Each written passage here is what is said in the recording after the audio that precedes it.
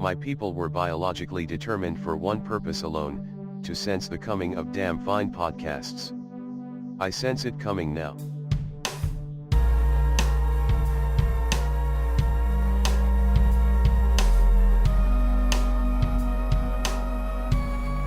All right.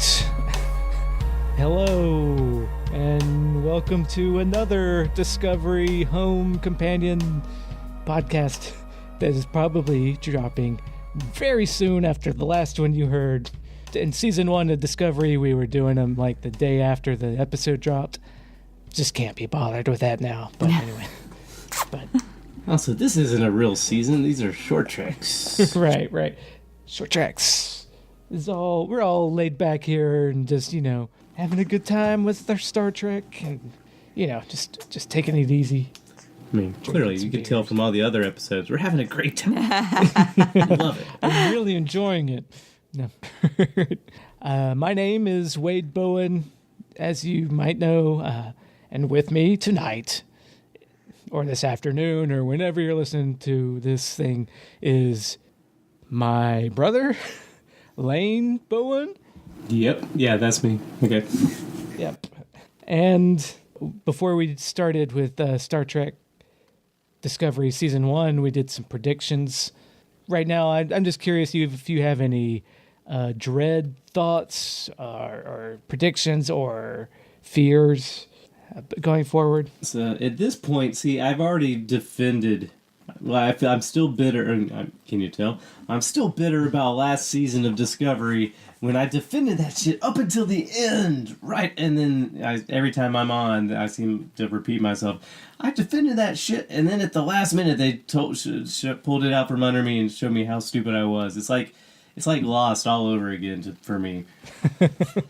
Ouch. Yeah, I don't know. Except to be fair, this was it was never as good as the good episode of Lost. Lost had some good moments. It's like if Lost good seasons even. Right. This it's Lost all over again. Only getting that disappointment by its pedigree of being Star Trek. Lost got me disappointed by actually having good stuff and what would have been really cool world building and weirdness that I'd be all into. And then pulling the rug out from me and saying, "Oh, wait, we didn't have our shit together. It was all bullshit." Star Trek, I kept giving the benefit of the doubt. Maybe they're just getting their shit together.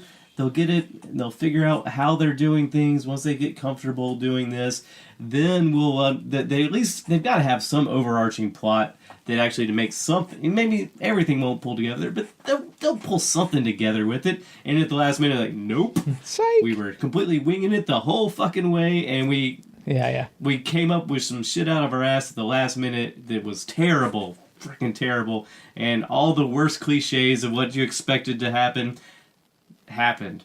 We were completely predictable in all the worst ways that I thought, nah, they wouldn't be that dumb. Nope, they were. So, all that to say, it's going to take a lot to actually disappoint me on a grand scale again. I have no expectations. I'll still be disappointed, and I'll still bitch about it plenty, I'm sure. And particularly, I'm not really fond of Pretty Boy beardy Spock, and normally I'm a fan of people with beards on TV. I don't know, that's the thing. Yeah. But Spock with a beard looks dumb. I'm sorry. Yeah, I agree. And I do have to try. I think I corrected it last time. Anson Mount is a completely different person. It's Ethan Peck as Spock. Okay. Anson Mount is the guy playing Pike. Okay. Who, if we're getting, I want to make any bold predictions like I did last time, which the record will show I was pretty spot on. Like, pretty much everything I said came to pass, that they were going to fridge the gay guy. I think I said there was going to be a secret Klingon, some mirror universe bullshit, and that all happened. But, so I'm not willing to make plot predictions in this one, but you know what?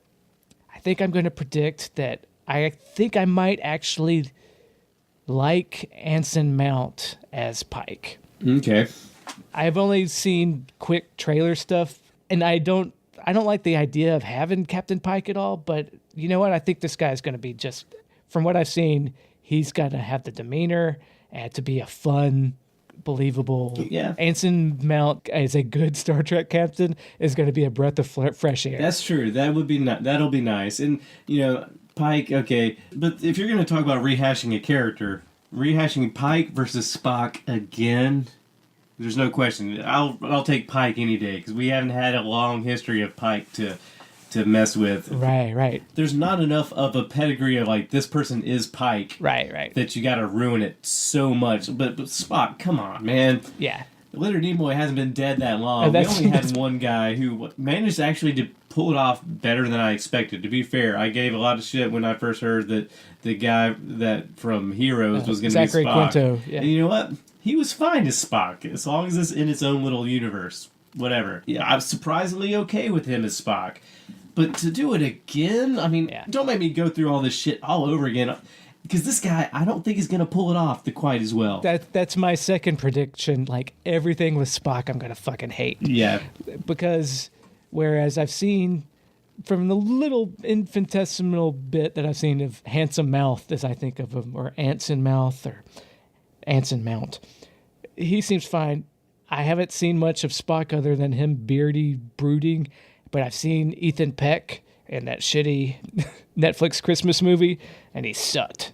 Again, it's not fair to judge anybody by the shitty Netflix Christmas movie or Hallmark movie that they're in. But you got big shoes to fill, and you got a lot to overcome. Right. Not only you got a character that should have never been cast. You got a series that was terrible and needs redemption, and basically sold out any hope of that happening by going, we're going to double down on fan service. What we think fans love this, they'll love executive fan service. They'll love this because we're giving them the same thing that they loved 50 years ago. They doubled down on the whole problem with Discovery, which is executives thinking that they know what Star Trek nerds want, which is just these characters. No. We want good shit. That's what people want. And instead, they just we'll get the tropey stuff because that executives don't actually understand their property is still the problem, I think. Right. Okay, so then my other prediction is they're going to try to give you... We know you want Spock, but you haven't seen Spock like this.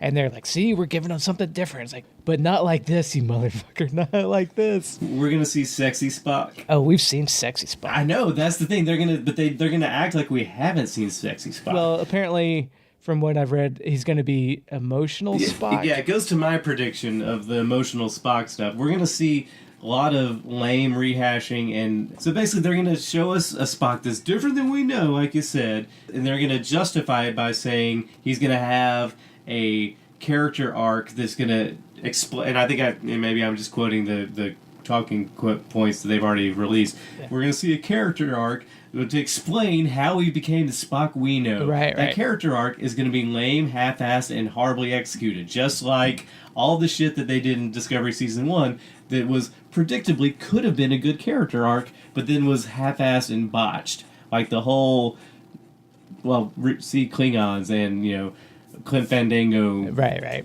We're going to see that. We're going to see basically a rehash of, and on some way it's going to mirror, potentially, here's my prediction, it's going to mirror the lame, hacky, not well put together, but trying to explain after the fact plot arc and character arc of Clint Fandango. Yeah, that, again, this is... Or as I call him, albino Anderson Cooper.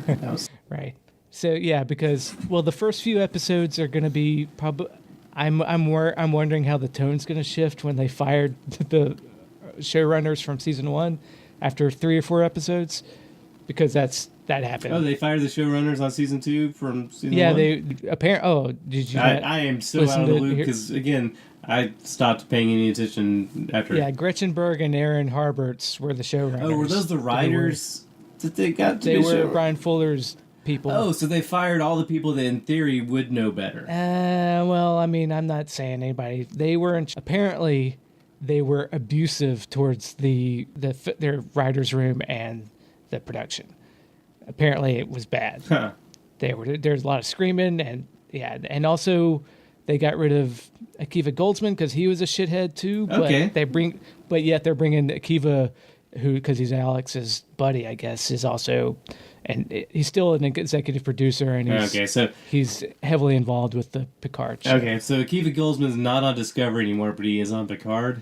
Yeah, as far as I think that's right. Yeah, damn. I know. Okay. I know. I'd actually prefer it be the other way around, because I have hopes for it. But apparently he burned some bridges when he was directing and producing season 1.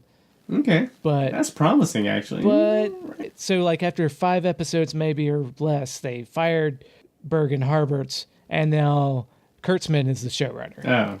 He took over, which That could be decent. all the stuff that I complained about, I usually threw most of the blame at Kurtzman, and this is me being an asshole because I don't know anything about this, but them having to be the go-between middleman between the room and Kurtzman's dictates and stuff.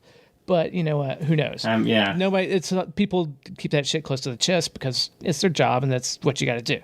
Anyways, but I still predict there's going to be a tone shift because one, they got you have Kurtzman taking over as the primary showrunner, and two, they ran out of money. Okay. So that's the other reason. That's probably the bigger reason why Bergen Harberts got fired, because they blew through all their money in their first few episodes, and that's why they're apparently going to switch to more quote unquote Star Trek smaller episodes, interpersonal and ideas episodes instead of whiz bang pow action stuff.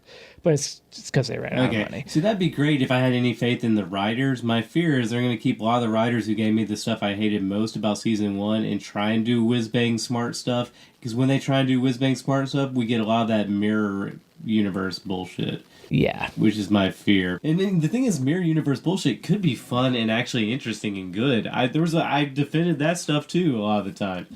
And then it didn't work out so well. Yeah. So it's like, okay, in theory, Kurtzman has done stuff I liked. Like he was, Fringe is the one that is really the only thing I can think of. Right. Fringe was freaking great. And I liked it a lot. Kurtzman probably was not responsible for that, but he might have been. He was pretty big on that, so he gets all my benefit of the doubt from that one thing. And I can't think of anything else that I've done that I've been like, this guy has got something. Yeah, I think if he has great people below him that are doing good stuff, maybe he knows enough as a producer to step back. But when he's in charge, I don't trust the guy. Nope. So who knows? Okay, predictions. Spock's gonna suck. I'm gonna be let down. Yeah. Another thing they talked about at the end of season 1, which I haven't heard as much about leading up to this, is that this season initially was all going to be about the conflict between science and religion. Oh God, that sounds terrible. Yeah. That's why this Red Angel is a big plot point. Oh, that sounds that's even what worse. that's what the season arc is about. Is this Red Angel? There's all these points in the galaxy where this Red Angel has showed up, and has something to do with why Spock has disappeared, because we know from the first episode anyway that Spock has gone missing, and apparently they should keep that right. And then they have to find it's a search for Spock. I guess there's just too much like retconning, and I don't like to complain about that kind of like nerdy kind of stuff. But come on, man. You have to explain why Spock's never mentioned his sister, and we got to explain why Spock's... Right. My fear is it's going to cheapen the Spock we know by trying to explain why he's the way he is in a really lame-ass way. Like, how are you going to explain why the Spock we know is the Spock we know? That means you have to do it really well, because if you do that half-assed, it doesn't really, because we know it's bullshit. It's still like, come on. Right. They have to surprise us with the Spock that he is. Oh my God, I can't believe this Spock turned into the Spock we know. Just let the Spock we know be the Spock we know, dude. Yeah, come on. Just don't touch him. Like, yeah. But I'm hopeful. I want to be... All right, so characters I like. Who am I excited to see more of on season 2? Well, I think Tilly will be fine. She'll be fine. I'm mixed on Tilly.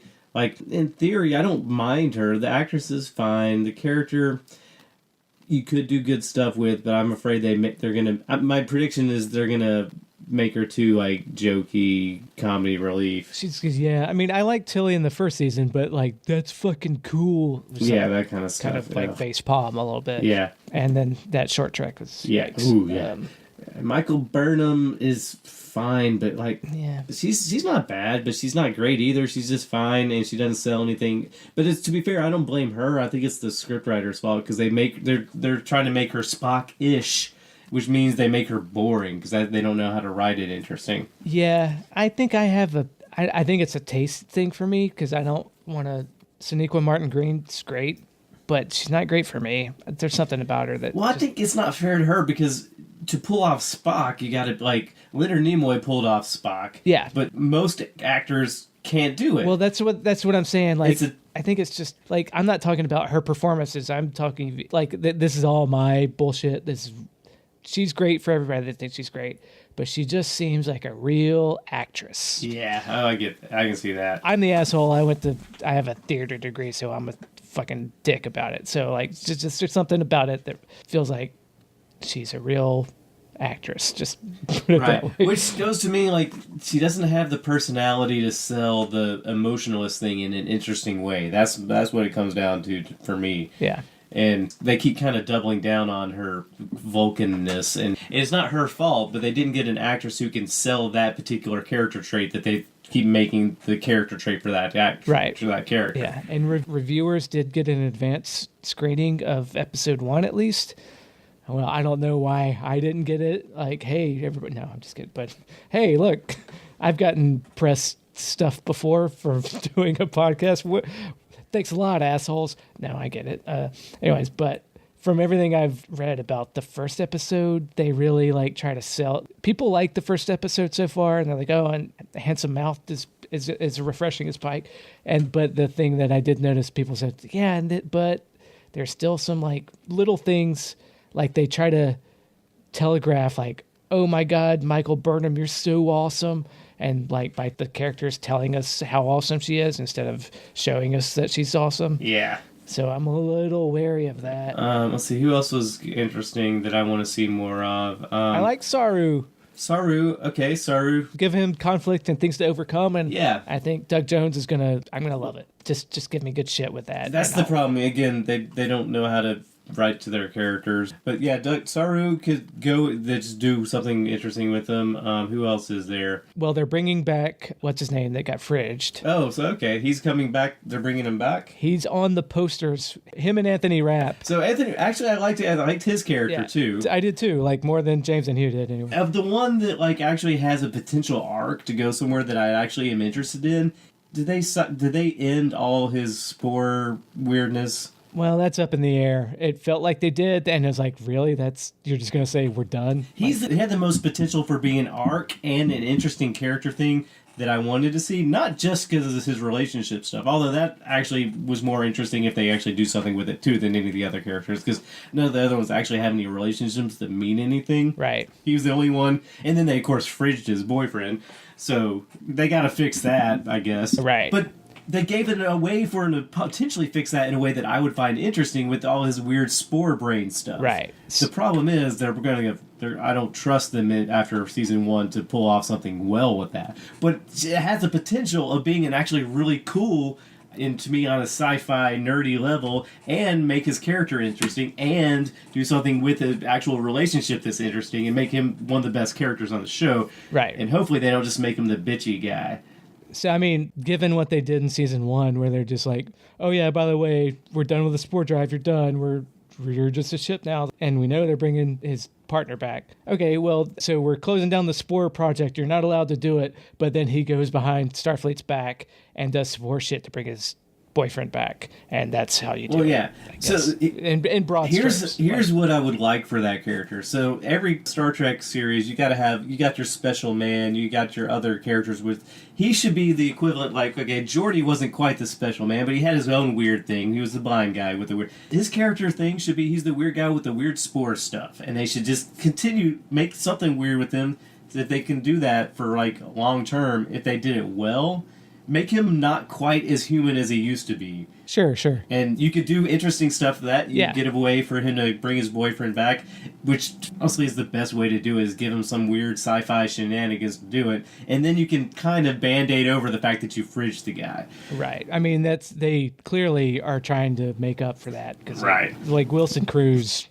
But yeah, I mean, they realized, they thought that, like we talked about on the previously Disco Home stuff, like, oh, they thought to sell it, like, no, we didn't fridge them. See, we did this. They fridged. They totally. And they realized that they totally fucked that up. So now they're bringing Wilson Cruz back. And Anthony Rapp was the closest I feel like that Discovery had to a Bones character. Yeah. You know, like the grumpy, like. Yeah. guy who's like, And I was on board with that. keep that with him and make him a mad scientist that breaks the rules and brings his his husband or partner. Bring Wilson Cruz back to make just do it that way. I don't know. Yeah, and just do it well. Just do something well. Come on, man. I want to see the tardigrade come back. Yeah. As a crew member, like originally envisioned. Right. Yeah, I don't know. I don't have any actual predictions because I have no expectations for anything other than I assume Spock will make me mad. They're going to really kind of suck at it. It's going to be basically a lot of the same after the fact explanation for how we got there. See, it's okay. We did okay. You have to explain it to me. In that way, it's not going to work. But on the plus side, my expectations are so low. Come on, Discovery. You can do it. Prove me wrong. It should be really easy to prove me wrong. It's not that expectations are so low. Yeah. Oh, and then I think they're going to they're doubling down, or they're doubling back on all the shit that everybody hated. They're unfridging Wilson Cruz. They're giving the Klingons hair. Oh, okay. That was... They retcon the retcon by saying, oh, well, I know we said Klingons didn't have hair, but actually they did. But we're also saying that Klingons in times of war ritually shaved their head, and that's why they didn't have hair in season 1. They've said that, apparently. You're kind of missing the point, but fine. Yeah. Yeah. And then there's imagery of L'Rell with hair now, and them fighting other Klingons. So I think they're going to segue into the completely human-looking Klingons from TOS. Okay. That's fine. Which is, whatever, just fine. That on some nitpicky level, I guess I'm okay with that. Just mostly do something and don't insult my intelligence again, please. Yeah. That's all I want. Tell a smart story. Don't insult my intelligence with your lazy, hacky plotting, and I'll be happy. And then, if I'm making another prediction now, they're going to bring back Clem Fandango as a regular cast member, and instead of the right way to do that, I think, would to make him his characterization and make the actor perform completely different characterization than he's had at all. That, he's back with the Klingons, but they're going to bring him back and he's going to be Ash Tyler again, basically, which is going to suck. That's not good. And they might not call him Ash Tyler, they might call him Vok or whatever, but the way that he's written and the way that he's performed is going to be just Ash Tyler. Yeah. But the only way that would really sell to me is if they do a jarring, different presentation of that character, even if he looks like Clint Fandango. So when they do that, they're going to have more like, will he get back together with Michael Burnham BS? We're going to have seasons of that. They're going to do a love triangle with him, Michael Burnham, and L'Rell. Yeah. That's... Because this is Alex Kurtzman. I guarantee. That's the plot prediction I'm willing to stand by. That unfortunately they won't learn to just move on and try something else. But I'm trying to think of a prediction for Spock.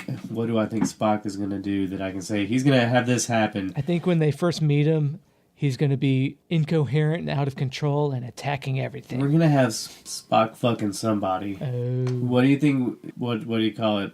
Ponmak, or what? When Spock goes into heat. Oh, Ponfar. Ponfar. Do you think there's going to be a Ponfar episode?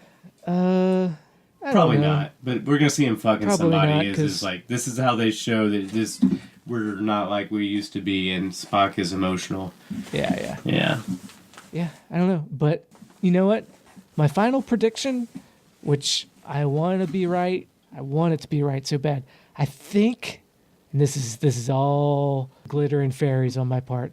I think I'm going to like it more than season 1. Yeah, I might be willing to say that. I have a problem. My issue. I'll probably have to it's going to be like with the second reboot movie where I could never get over the fact that, God damn it, you told me it wasn't going to be Khan, and it was, and there were so many ways you could have made that less stupid, and you didn't. I'm going to have that hurdle to get over, but ultimately it'll probably be better than season 1. I'm willing to say that. Yeah. As long as you can get past how much the Spock shit is going to just drive me freaking nuts. Right. Yeah. It's hard to say, though, because they did have disruption, like they changed showrunners again. See, that's the problem. I'm going to do the same stuff where I'm going to predict, no, they'll get it back together. It was just growing pains. But at the same time, I think Brian Fuller had a much bolder vision and clear vision than Bergen Harberts did. I think there's no bold vision for anybody now. What I believed the first season was that they were stuck in the middle trying to find the middle line. I feel like in this one, there's less of that strain going on. Because I don't think they're as clear, strong visioned people as the show started off. Yeah, I think it's going to be a little bit more, what do we need to do to keep people on, that we think as CBS executives we need to do to keep people signing on to our online service. Yes. We're going to see more of that interpretation of what executive types who are trying to get an online service to keep going think that Star Trek fans want. We're going to see a lot more of that. Right. We're going to see a lot of that, but there will be less conflict with the bold vision of an auteur. Right. When those two things collide, it creates a lot more waves. Do you think we'll see less trying to be Game of Thrones for Star Trek? Oh, I hope so. I don't know about that. I think I'll make that prediction. We're going to see a little bit less of the doubling down on let's have fucking in space. We're still going to see fucking in space, but we're going to be a little bit less of the gritty Star Trek. Still going to be. Oh no, they're gonna try to do more. People like the Orville. We'll do Seth MacFarlane shit. Oh gosh, yeah. We gotta sneeze an alien because they've got a regular alien that sneezed in the elevator that on one short clip, who will probably be fine. And then they also have Tig Notaro coming in as the chief engineer, I believe. Oh really? Okay. Yeah. Which everybody's excited for that, but she'll be fine. She'll be Tig. Yeah. She'll have 3 lines and then which hey, I'll still like her character more than most of the other characters. So. Right. Because he's like, hey, it's Tig Notaro. All right. Yep. My new favorite character will be Tig Notaro, and she will have nothing to do on the show. And that's my prediction. Right. All right. Well, then thanks again for listening to us ramble about Star Trek shit. So if you want to tell us anything, give the Kickers of Elves hotline number a call at 917-408-3898. Shoot us a line. Do all the stuff that every other podcast asks you to do. I apologize. I promise that I didn't make my wife leave. People probably much rather listen to her, but she ran off and wouldn't let me take the baby instead. So. All right. The end. I don't have a sign off. So I don't never know how to end these things, but I think that'll do. So long. This has been a podcast. Subscribe to us on iTunes or Stitcher or Caster or Fuckcast or Podsucker. Review us on iTunes. Also grab a bit of fame for yourself by calling us at 917-408-3898 and leaving us a message. We play that shit on air. Or email us at rulesofacquisitionpodcast@gmail.com. Also, listen to our Deep Space Nine podcast Rules of Acquisition. It is pretty amazing, but you may not yet be ready for its awesome amazingness. Assess your personal awesomeness appropriately.